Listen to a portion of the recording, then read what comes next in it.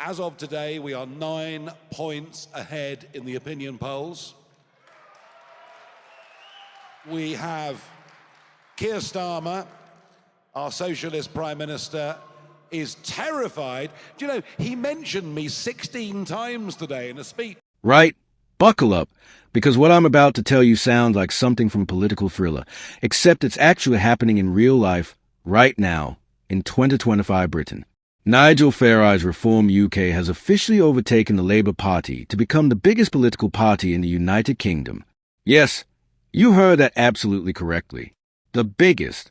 Not the second biggest, not a close third, but the actual largest political party in terms of membership in the entire country. Keir Starmer must be absolutely beside himself right now, probably pacing around number 10, wondering how on earth his party went from winning a general election to being overtaken by Farage in less time than it takes most people to renovate a kitchen. Quick favor.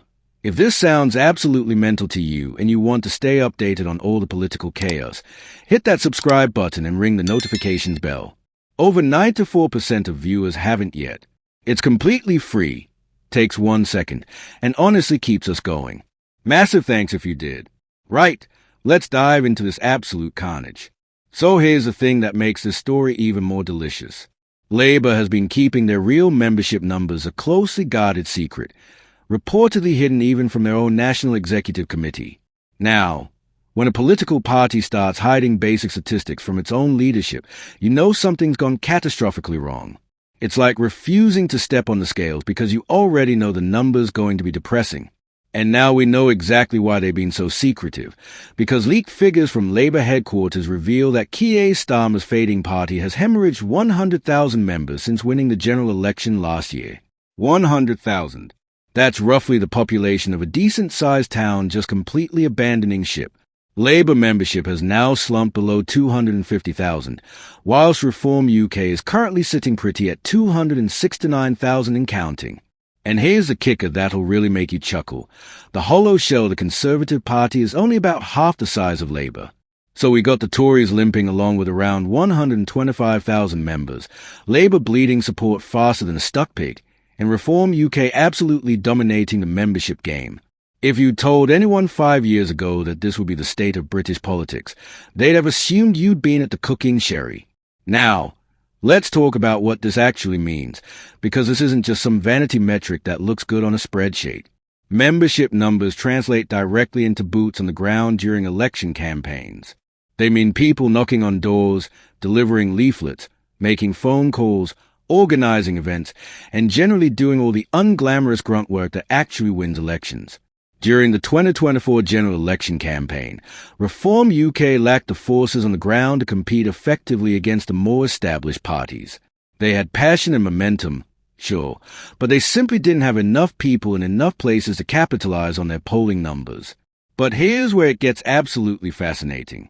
Since that election, Reform's membership has absolutely rocketed from 61,000 to 268,000. That's an increase of well over 330% in less than a year. 330%. That's not growth, that's a political explosion. It's the kind of numbers that make political analysts check their calculators twice because they simply cannot believe what they are seeing. Their network of branch activists is flourishing across the country, meaning that next time there's a general election, Reform UK will have the manpower to actually compete in virtually every constituency in Britain. Think about what that means for a moment. The next general election isn't going to be a two-horse race between Labour and the Conservatives like we've been accustomed to for generations. It's going to be a proper three-way battle, and potentially Reform could even make it a two-way fight by pushing either Labour or the Tories into third place nationally. That's not hyperbole or exaggeration. That's genuinely where British politics is heading based on current trajectories. And it's not just membership numbers that tell this story. Reform UK has led in more than 175 consecutive national opinion polls, maintaining a consistent 10-point lead. 175 consecutive polls. That's not a blip. That's not a temporary surge in popularity. That's a fundamental realignment of British politics happening right before our eyes. When you lead in 1 or 2 polls, that's interesting. When you lead in 5 or 10, that's notable. When you lead in 175 straight polls, that's a political earthquake that nobody can ignore anymore. The mainstream media has been desperately trying to downplay reform's rise, suggesting it's just protest votes or temporary dissatisfaction with the government. But you cannot maintain a 10-point lead in opinion polls for this long if you're just a protest movement. People don't join political parties in record numbers because they are mildly annoyed. They join because they genuinely believe in what that party stands for and think it can deliver real change. Reform UK has clearly tapped into something profound in the British psyche, a deep frustration with the political establishment that's been building for years. Now, here's where it gets even more entertaining for political junkies like us. Reform isn't just doing well in polls and membership numbers. They're actually converting that support into real electoral victories. They keep winning council seats from all the mainstream parties in by-elections around Britain. Just recently, Reform came from absolutely nowhere to win a seat from Labour in West Lothian, Scotland. West Lothian, in Scotland, where Reform UK should theoretically have about as much chance as a snowball in hell. Yet they won, and they won convincingly, beating both Labour and the Scottish National Party in the process. This victory sends a very clear message.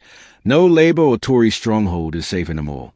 The old electoral maps that political strategists have relied on for decades are being completely redrawn. Seats that were considered unwinnable for anyone except the incumbent party are suddenly in play. The red wall, the blue wall, all these walls that political commentators love talking about are crumbling faster than Hadrian's Wall after 2,000 years of British weather.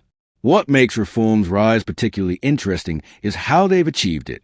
They haven't done it through slick advertising campaigns or millions of pounds in donor money, although they certainly have their supporters. They've done it by offering something that British people clearly feel they are not getting from the mainstream parties: positive hope that things can actually change for the better. That might sound simplistic, but it's actually quite profound when you think about it. Look at Labour's pitch. It's essentially, we're not the Tories. Trust us to manage decline slightly better than they did. The Conservatives under Kemi Badenoch are struggling to articulate any coherent vision beyond "we've learned our lessons" honest. The Liberal Democrats are doing whatever it is the Liberal Democrats do, which mostly involves being occasionally relevant in local elections and then disappearing again. Meanwhile, Reform UK is saying Britain is broken, we're going to fix it, here's how, and we're not going to apologize for wanting to make the country great again. Now, you might agree or disagree with their policies. That's entirely your prerogative. But you cannot deny that they have a clear, coherent message that resonates with a significant portion of the British electorate. They are not trying to be all things to all people. They are not carefully triangulating their positions to avoid offending anyone. They are putting forward bold policies and saying take it or leave it, and clearly enough people are taking it to make them the biggest party in the country. The traditional two-party system that's dominated British politics for over a century is officially dead and buried. Reform UK stands ready with a shovel to finish the job. This isn't about whether you personally like Nigel Farage or agree with Reform's policies. This is about recognizing a fundamental shift in how British politics operates. We're moving from a system where Labour and the Conservatives took turns running the country to something much more fluid and unpredictable where multiple parties have genuine shots at power. Some people think this is brilliant news, that competition is healthy and will force all parties to up their game. Others think it's a disaster that will lead to unstable coalition governments and political gridlock.